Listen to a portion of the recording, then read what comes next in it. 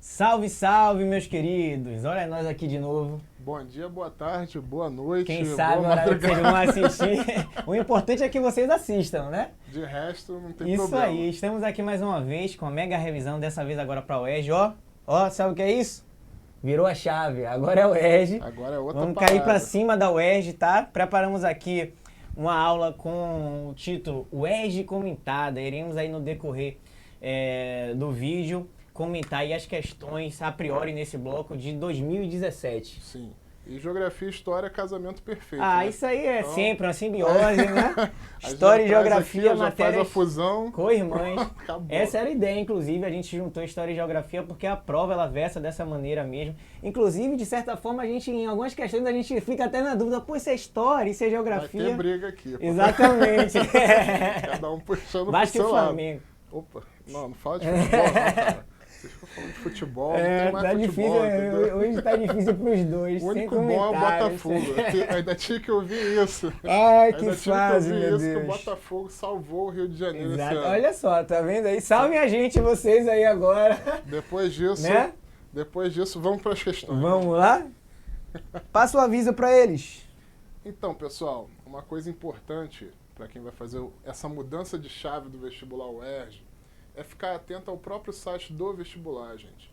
Lá tem informações preciosíssimas para vocês. Por exemplo, tem um ciclo de palestras, vou até sair daqui da frente, opa, vou para lá, vou para cá, né? Mas tem um ciclo de palestras com pessoas que estão ligadas dentro desse vestibular e que vão trabalhar os livros ou os temas que são e compõem o vestibular UERJ todinho. Então Tem os sonetos, Luiz de Camões, famoso, né?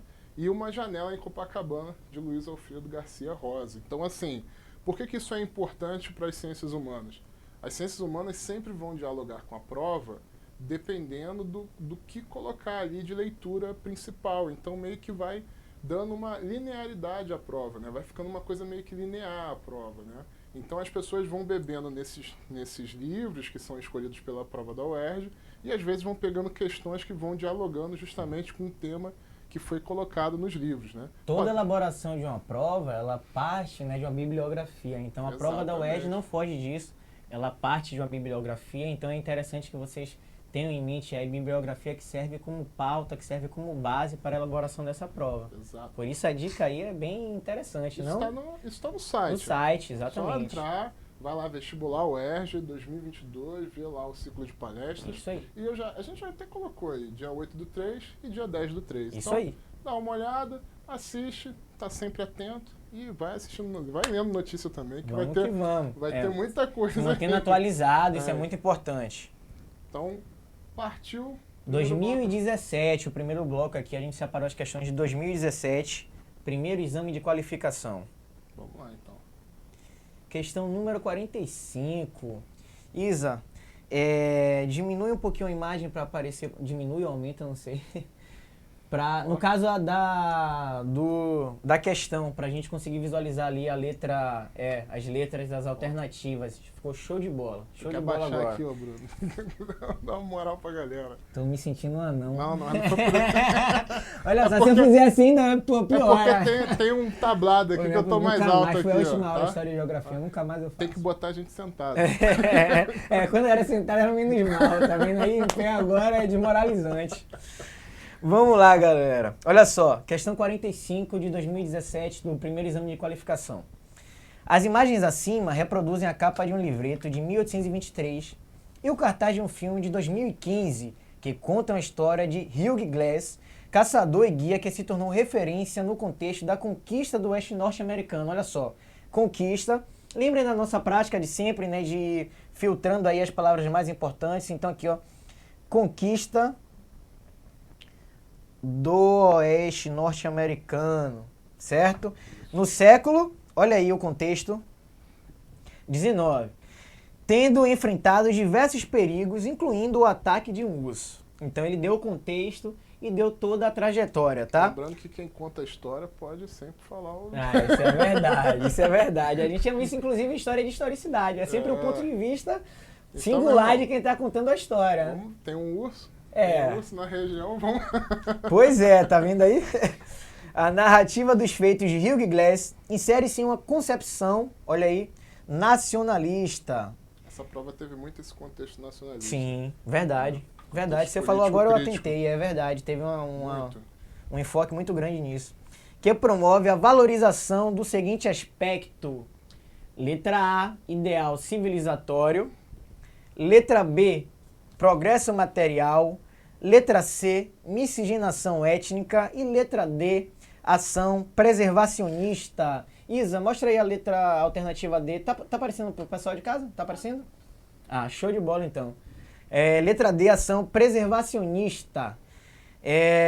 Comenta um pouquinho pra gente essa questão, essa parte aí, olha só. Se a gente for analisar aqui a expansão territorial, que calha bem geografia e história, o contexto que a gente chama aí, em que os Estados Unidos ele se expande, inclusive, para quem não sabe, o termo faroeste vem disso, far, distante para as terras do oeste, certo?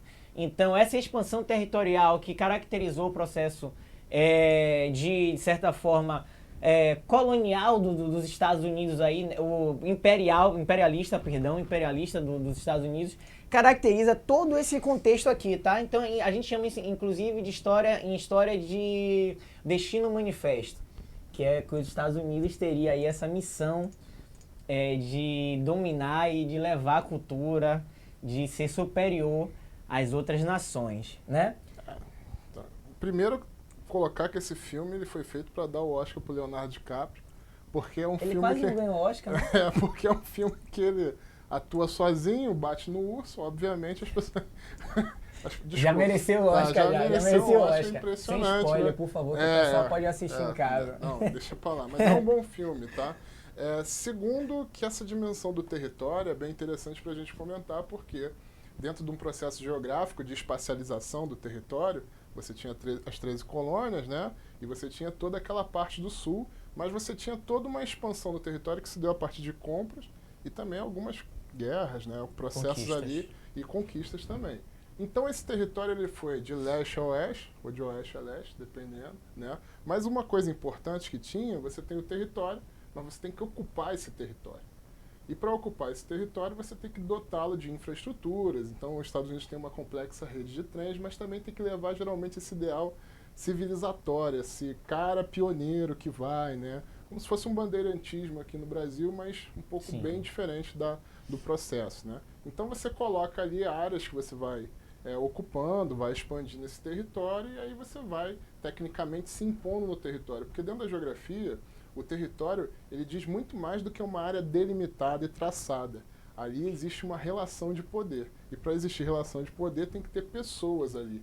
Então não adianta falar que é seu, se aquilo dali você não ocupa. O Brasil também fez um pouco isso, tentando expandir, e até com a dimensão indígena também, mas nos Estados Unidos teve isso muito forte. Então esse filme trabalha diretamente com essa perspectiva civilizatória, né?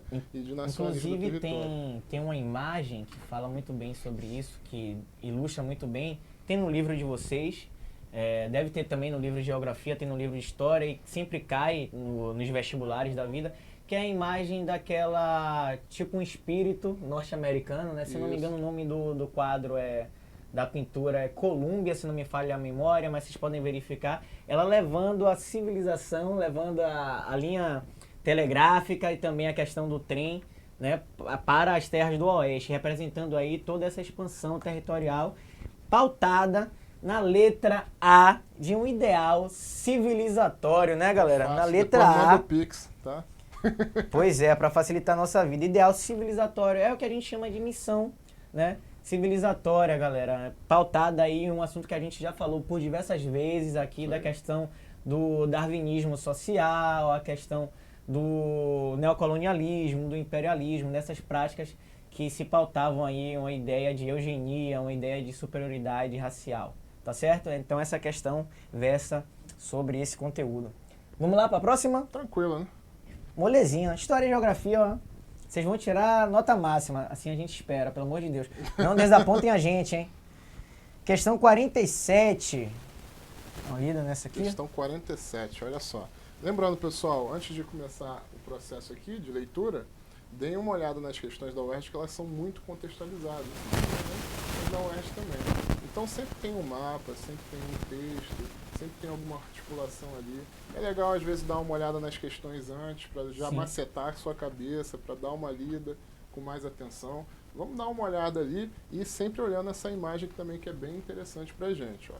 Mais de 50 empresas de 20 países, entre elas uma brasileira, foram identificadas na cadeia de suprimento dos dispositivos explosivos improvisados usados pelo Estado Islâmico em centenas de atentados terroristas.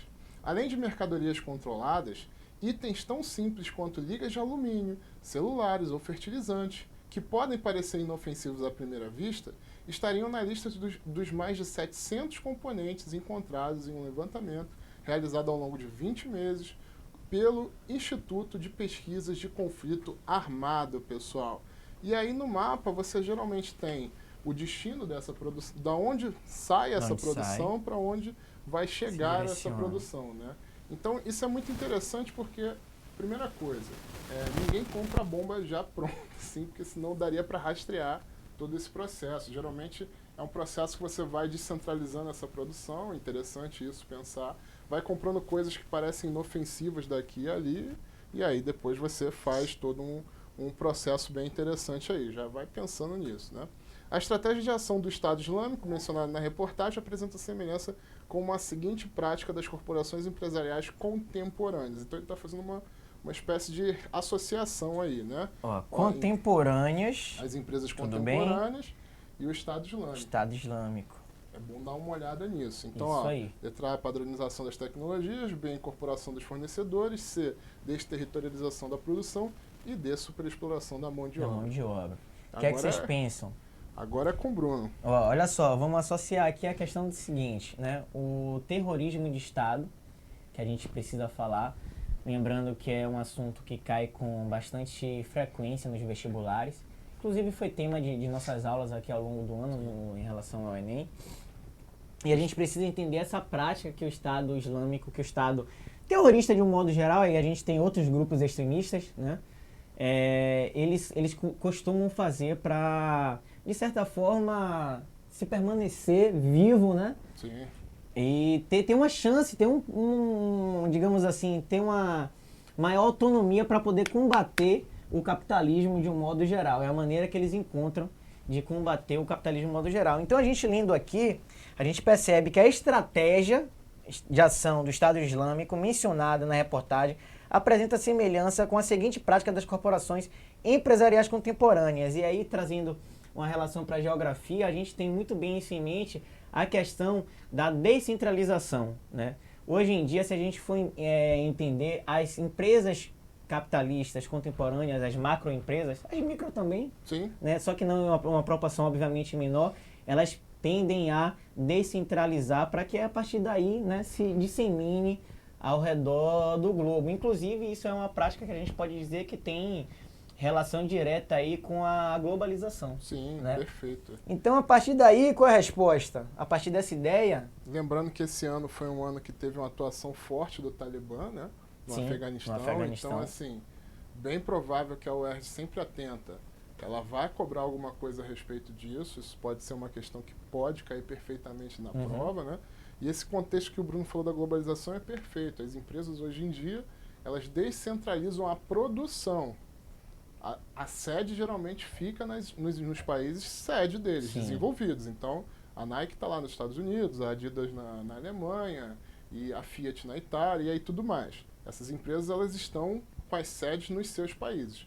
Só que elas descentralizaram a produção por uma perspectiva da própria globalização, que agora você tem um setor logístico muito forte, que consegue, de repente, fazer uma viagem que demoraria muito tempo, agora em pouquíssimo tempo, menos de um mês, 15 dias, 20 dias, e você consegue fazer com que essa produção só seja colocada em um único lugar para fazer a montagem e aí colocar para vender no mundo. Então a peça vem do México. Sem contar que a mão de obra também, eles conseguem baratear a mão de obra por conta da diferença da correção monetária, né? Então a moeda provavelmente da China, que é um centro muito grande em relação à produção econômica, é obviamente desvalorizada em relação ao dólar. Então o custo da produção sai menor quando há uma descentralização dessa produção e, consequentemente, eles conseguem majorar o lucro, que é a ideia de empresas contemporâneas e também do Estado Islâmico, que eles precisam se fortalecer do ponto de vista financeiro até para poder se armar e conseguir combater aí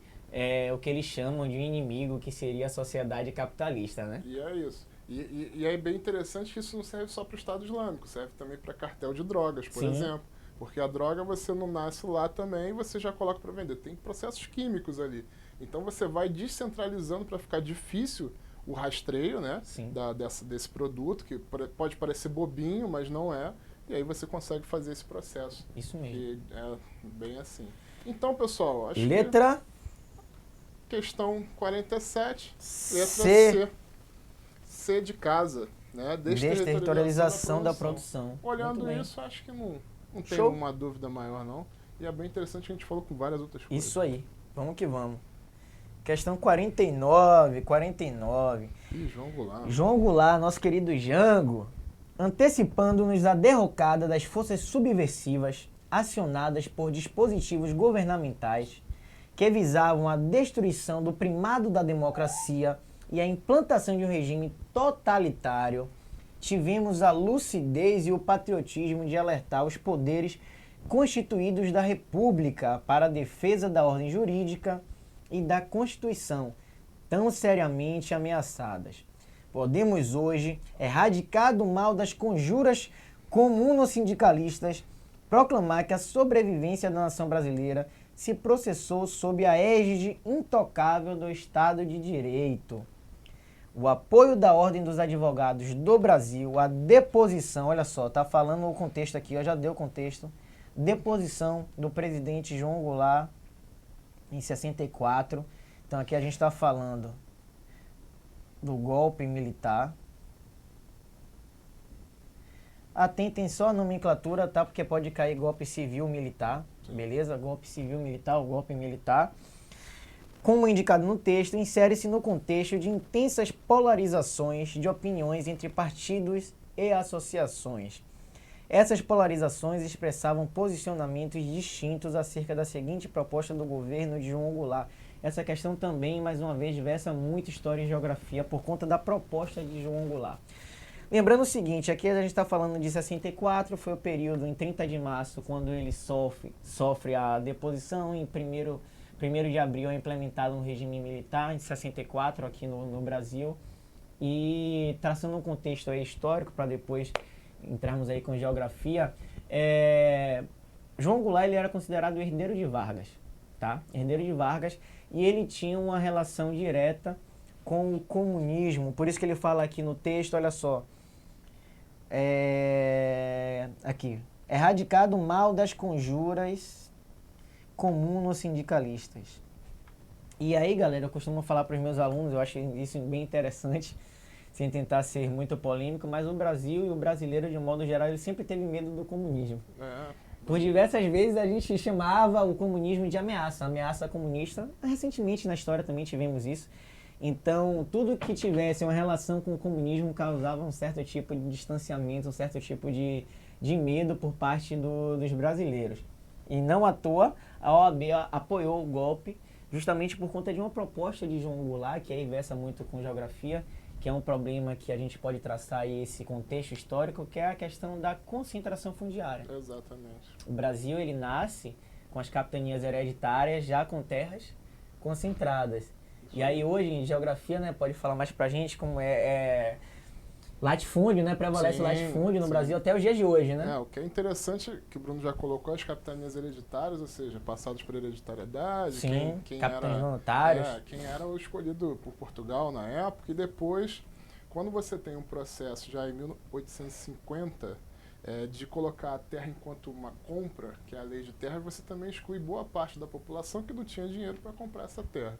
Então você tem dois processos históricos aí que são importantíssimos para entender esse fenômeno.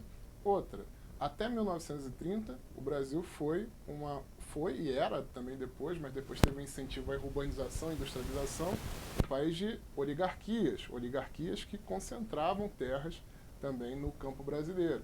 Então, quando você observa que um presidente quer fazer umas reformas umas reformas de que envolvia a questão da terra, envolvia, de repente, sistema bancário, envolvia um monte de coisas, as elites brasileiras da época, que tinham um diálogo muito forte com as oligarquias rurais, né, não queriam que isso acontecesse, elas queriam continuar com o processo delas. Então, gerou uma ruptura ali. Lembrando que esse é um período também de intensa polarização política, né, ideológica. Tinha um processo ali, um contexto de crise. Olha só, gente. Você está falando... Esse período era golpe militar, não é o período atual. Não, tá? Mas era um período assim, tem que botar o contexto, né? Porque senão parece que tiraram o cara de lá e não tinha todo um cenário para isso, né? Todo um contexto.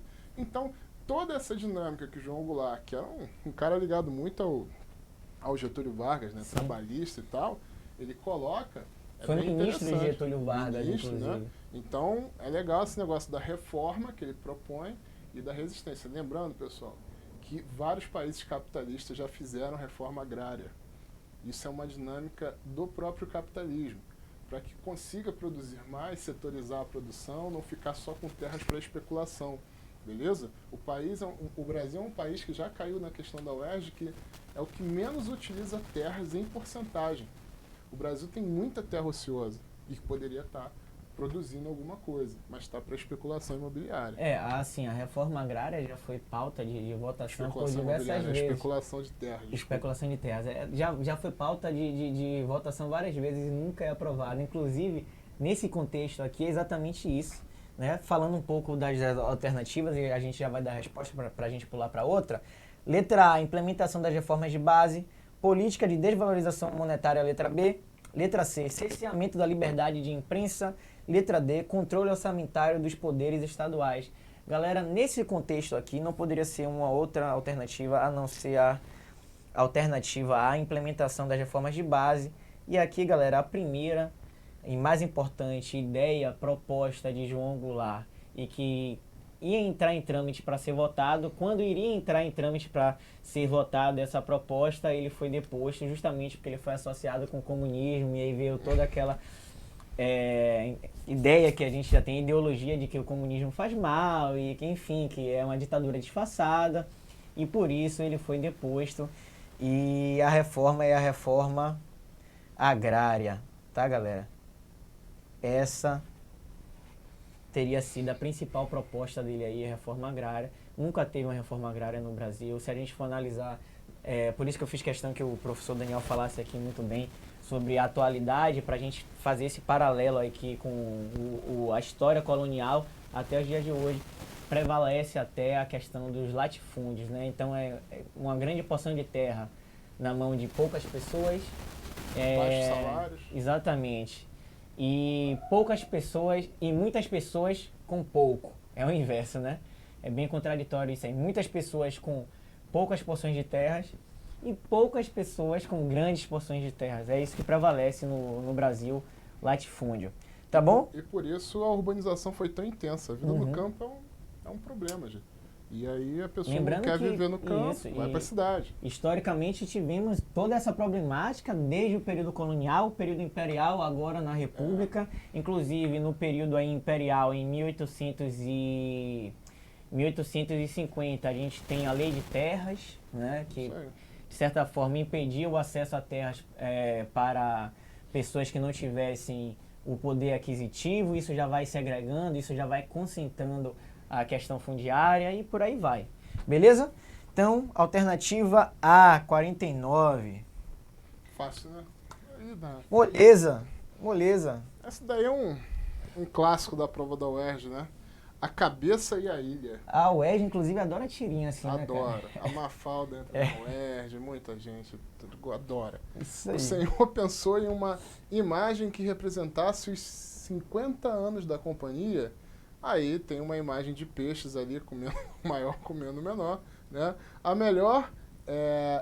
É melhor deixar o assunto com o pessoal da publicidade, Carlos. Aí botaram um golfinho bonitinho ali, 50 anos. Essa é muito boa, cara. Então, uma adaptação do Globo, jornal, né, 2016. A situação apresentada na tirinha remete ao seguinte processo característico do modo de produção capitalista. Letra A, formação de cartel, fragmentação industrial, massificação do consumo ou concentração empresarial. É a prática atual, contemporânea, inclusive essa questão versa muito próximo da 47, se não me engano, aquela Dá que a para gente dar um viu. exemplo com Instagram, Facebook, essas coisas. Sim. Surge uma empresa aí, Mark sei lá, Zuckerberg. o cara tem dinheiro, Vai aí ele aglutinando ele as vai menores. vendo, você vai fugir pro Instagram? Ah, então calma aí, eu vou comprar o Instagram. Exemplo você perfeito. Você vai fugir pro WhatsApp? Então eu vou comprar o WhatsApp. E se você fugir para uma outra empresa que ele queira comprar e seja possível, ele vai. Então as redes sociais hoje em dia, você acha que está tendo várias redes sociais, na verdade. É um Você está monopólio. fazendo uma única, você está dando dinheiro para uma monopólio. única pessoa. Isso E as aí. empresas fazem isso perfeitamente. A Disney é outra.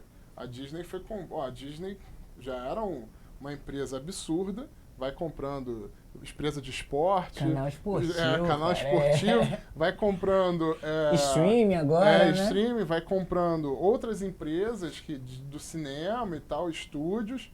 E hoje a Disney, você clica lá no catálogo da Disney, tem Star Sim. Wars, tem sei lá, Marvel, tem um monte de ESPN. coisa, ESPN, Caramba, Star mesmo. Plus, e daqui a pouco todo mundo vai ser da Disney, até aqui, né?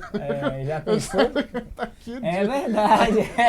vai entrar um Stormtrooper aqui, Já- que a Disney tá comprando tudo, meu camarada. Então, é isso. Então, letra A, formação de cartel. Letra B, fragmentação industrial. Letra C, massificação do consumo. Letra D, concentração empresarial. Resposta?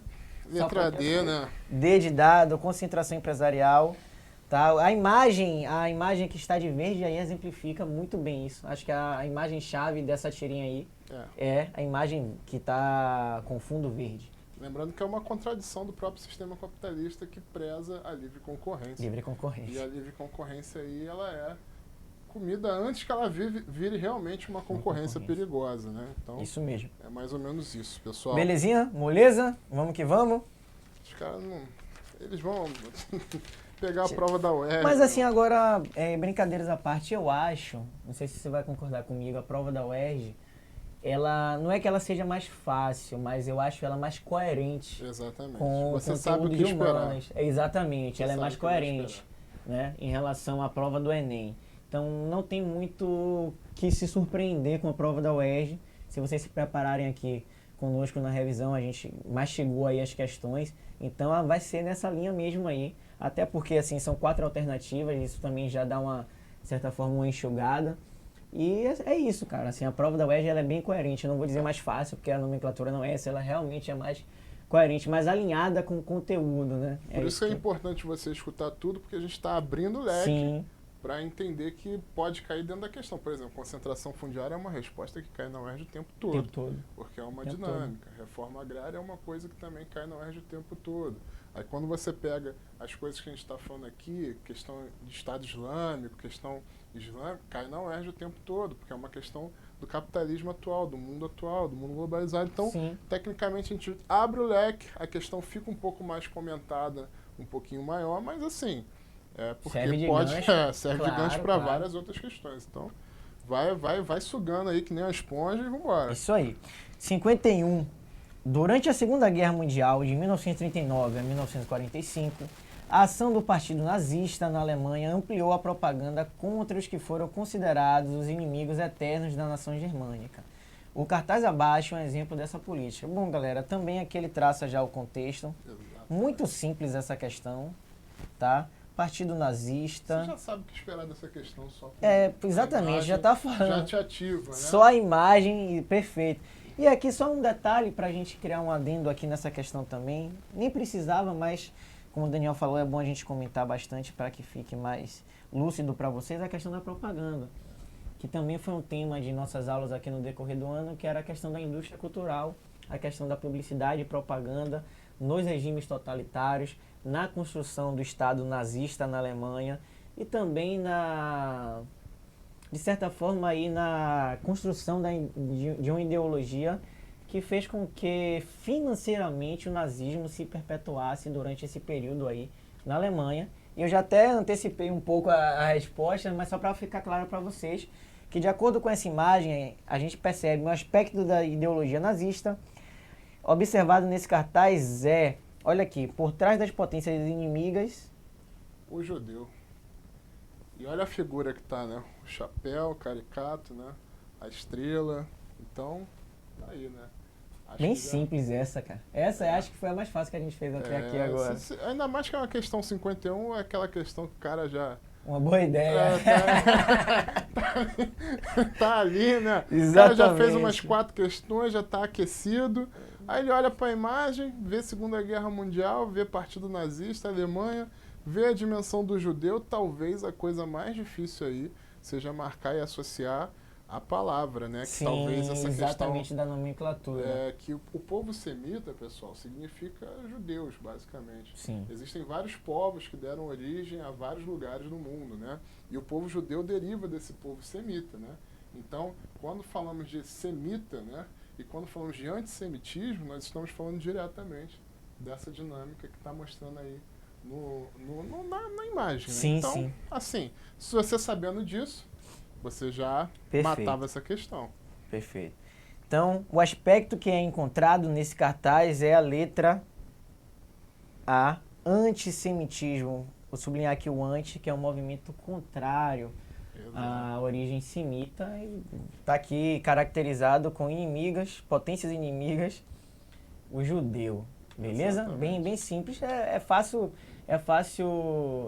associar isso quando a gente lembra que o nazismo tinha como principal objetivo aí, né, suprimir as minorias e principalmente aí os judeus, que era considerado o principal inimigo, que eram considerados os principais inimigos da nação da Alemanha, e com isso eles se apropriavam das riquezas dos judeus para conseguir construir aí o Estado totalitário nazista. Beleza? E até Molezinha. legitimava o expansionismo bélico que eles tinham, né? Para você ter uma expansão e atacar alguém belicista, Sim. na época você tem que ter um inimigo. Então, Tinha que ter. Esse sentimento que foi sendo cultivado pela indústria cultural, pela propaganda aqui, eu falei para vocês, inclusive na época que eu falei do nazismo, que era que esse sentimento ele foi muito potencializado pelo cinema e pela cultura de Joseph Goebbels, que era o chefe de propaganda do governo nazista, e ele potencializou essa ideia aí e fez com que, de certa forma, a população aderisse ao nazismo, porque obviamente a população aderiu, senão não seria possível, né? Não seria possível que esse regime ele se efetivasse na prática no Estado alemão. beleza. Vamos que vamos para a próxima? Ficou fácil, né? Aí, Como sempre, tá moleza. essa questão tem uma história, porque eu fui descobrir depois, na pós-graduação, eu tinha trabalhado essa questão com o pessoal na época, né? E aí na pós-graduação que me deu um outro toque, mas eu vou dar esse toque daqui a pouco. O bizu. O bizu. Nas imagens estão representadas a malha urbana da cidade de Toledo, tá? Com suas ruas estreitas, de origem medieval, e a de um bairro em Los Angeles, cidade estadunidense que se expandiu principalmente após a Segunda Guerra Mundial. Eu acho que quando você dá uma olhada nas duas imagens, você vê que essas imagens dialogam com a necessidade de cada lugar. Então a cidade de Los Angeles deve ser uma das cidades mais loucas do mundo, tá? Uma das mais. Ela precisa de uma malha rodoviária forte para que integre todas as áreas da cidade. Então você vê aqui uma série de ruas, rodovias, avenidas e tudo mais. A cidade de Toledo ela já tem uma relação mais com a construção medieval. E na época medieval você não tinha carros, então você fazia um processo mais o quê? Andando na copresença, né? Na rua, você caminhava. Então a cidade era pensada na época para que favorecesse o encontro, beleza? E aqui a cidade de Los Angeles está sendo pensada para favorecer o quê? Um deslocamento mais rápido possível a partir do seu automóvel, seu veículo. Então isso é uma coisa. A segunda coisa é que a cidade de Toledo ela foi dominada uma época, porque é perto ali daquela península, né, que liga junto o mar Mediterrâneo com a África, pelos árabes.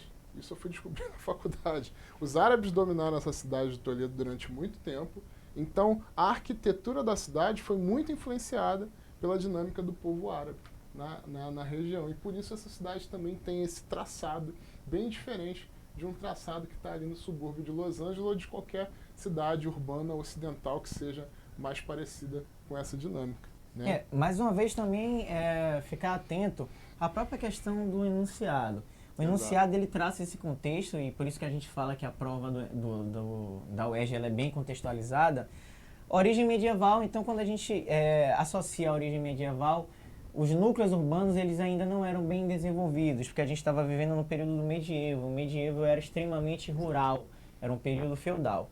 Após a Segunda Guerra Mundial, a gente já tem aí um novo processo de industrialização, de expansão urbana ainda maior do que o período da Idade Moderna, uma vez que a gente está na Idade Contemporânea. Então, se a gente pensa em um processo de urbanização com o renascimento urbano, esse processo agora, após a Segunda Guerra Mundial, ele é muito maior. Exato. Então, o próprio enunciado, ele já atribui essa inferência aí que a gente tem que perceber aí o contraste entre o período medieval, um período mais rural, tá? Exato. Em relação após a Segunda Guerra Mundial, que é um período extremamente urbanizado. Exato. Ó. A diferença entre as duas malhas urbanas, que a gente já traçou aqui, é explicada pela relação entre dois fatores que contribuíram para a organização desses espaços, embora em épocas bastante distintas. Tá? Esses fatores estão apontados em concentração financeira, processo de verticalização.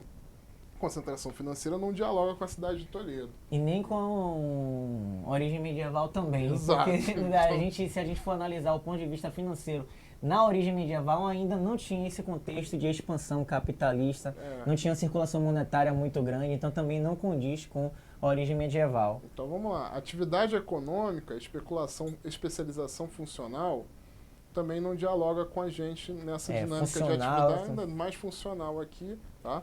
Nível técnico e padrões de circulação, isso já me dá uma pulguinha atrás da orelha, né? E perfil de renda e segregação social. Segregação não dá para observar nessa imagem, né? Aqui não dá.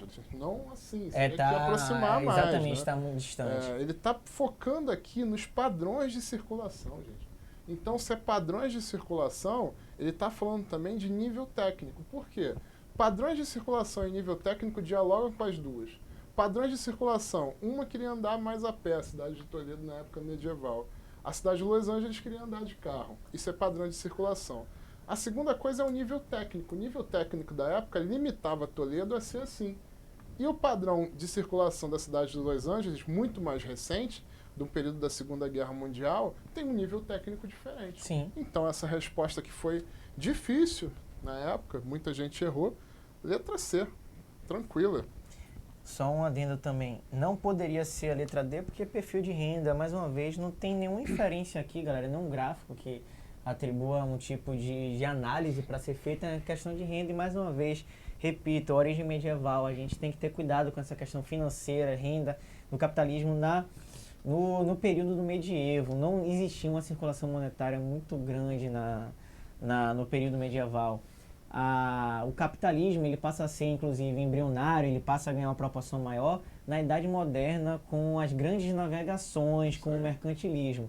Aí a gente está falando mais ou menos do século XV e século XVI. Idade Medieval, traçando um contexto histórico, século V ao século XV, período do apogeu da Igreja Católica, não se tinha ainda a noção de lucro, não se tinha ainda a noção de um comércio do ponto de vista de renda, do ponto de vista financeiro, bem desenvolvido. Então, cuidado com isso, com essas pegadinhas aí, para que você não se atrapalhe, que você já consiga filtrar aí a resposta, porque você ganha tempo. Tudo bem? Ó quanto bizu, cara. Exatamente. Essa é a ideia mesmo, que vocês consigam ler a questão e já ter em mente tudo isso, para que vocês ganhem tempo com convicção, tá? Exato. E vocês consigam efetivar a prova de maneira mais tranquila, até porque tem outras disciplinas também e vocês precisam estar o mais tranquilo possível. Humanas, né? Cara. Bota aí 90% da prova de acerto, pelo menos aí, no depois mínimo, dessa revisão. Tá? No mínimo. E ainda tem a revisão também da Maria Priscila. Sim, e do Ellison também. Então, exatamente. O bizu tá aí pra vocês. tá muito dado isso. Vamos lá? 53. A capital da República não pode continuar a ser apontada como sede de vida difícil, quando tem fartos elementos para constituir o mais notável centro de atração de braços de atividade de capitais nesta parte do mundo. A capital da República não pode continuar, então aqui está falando, tá? Capital da República não pode continuar a ser apontada como sede de vida difícil. E aqui a gente tem a questão aqui, olha só, febre amarela, não sei se vocês estão vendo na imagem. A questão das epidemias, tá? A questão das epidemias, perfeito, varíola. No início do século XX, enquanto as charges ironizavam dos graves problemas que afetavam a população da cidade do Rio de Janeiro, ele já diz, Exatamente. beleza? O pronunciamento do então presidente Rodrigues Alves enfatizava a preocupação com o que poderia comprometer o desenvolvimento da capital da República. Naquele contexto, uma ação governamental para promover tal desenvolvimento e o resultado obtido foram respectivamente... Galera, primeira dica aqui da questão, a gente está falando aqui das doenças, a gente tem que falar aqui desse contexto, ele já deu contexto, o século XX, a gente tem que falar aqui da revolta da vacina. Se eu não me engano, a gente chegou a falar sobre isso, né? Da política Rio de Janeiro. do Rio de Janeiro, de urbanização. A aula do Rio de Janeiro é boa pra UERJ, hein, gente? Eu acho que Volta a gente falou isso, falamos Volta sobre lá, isso, é isso. verdade, falamos. Voltem lá na Então aula a gente da tem que UERJ. traçar esse contexto aqui da revolta da vacina. O então presidente Rodrigues Alves, inclusive, ele morreria, inclusive, em 1900 e, se não me falha a memória, 1917, se não me falha a memória, mas da gripe espanhola. Imagina, ele era o presidente em exercício da revolta da vacina e anos depois ele iria falecer com a gripe espanhola, que chegou aqui no navio. Aportou primeiro em Recife, se eu não me engano, depois Rio de Janeiro e assolou aqui no Brasil. Não teve carnaval esse ano também, com a Primeira Guerra Mundial.